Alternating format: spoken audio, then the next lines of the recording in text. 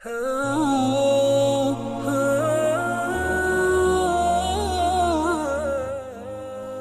تعالیٰ نے اس قوم کی قبیح خصلتوں کا جتنا ذکر کیا ہے کسی اور قوم کا نہیں کیا۔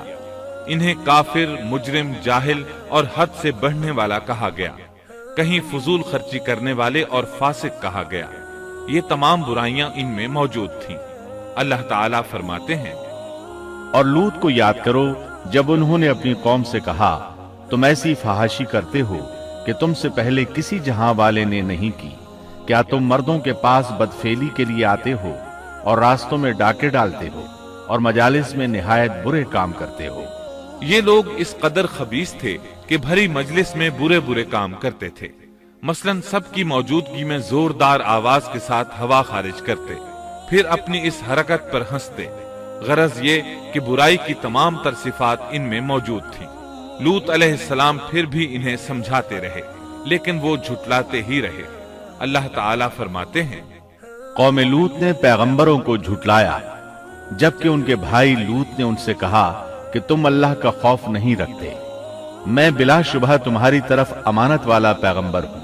اللہ سے ڈرو اور میری اطاعت کرو، اور اس کام پر میں تم سے کوئی اجرت اور مزدوری نہیں چاہتا۔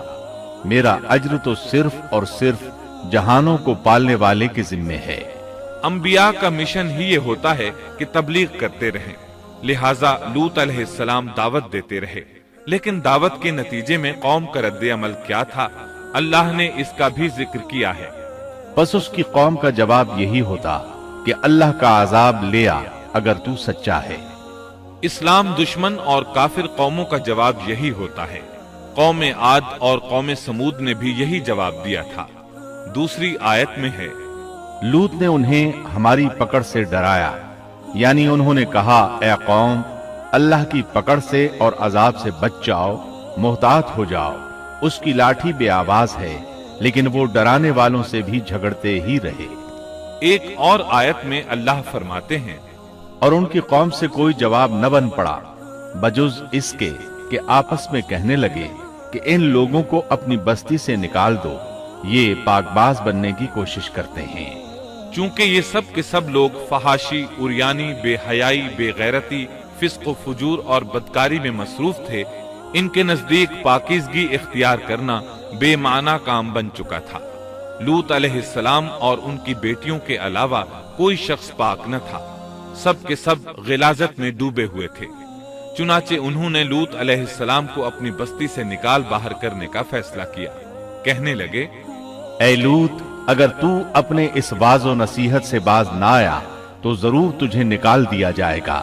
اس پر لوط نے فرمایا، میں بھی تمہارے اس گھناونے عمل سے بیزار ہو چکا ہوں۔ چنانچہ لوط علیہ السلام اس موقع پر وہاں سے نکل آئے اور اپنے رب سے یوں دعا گو ہوئے، اے میرے پروردگار، مجھے اور میرے اہل کو ان کے عمل سے بچا لے اور نجات عطا فرما۔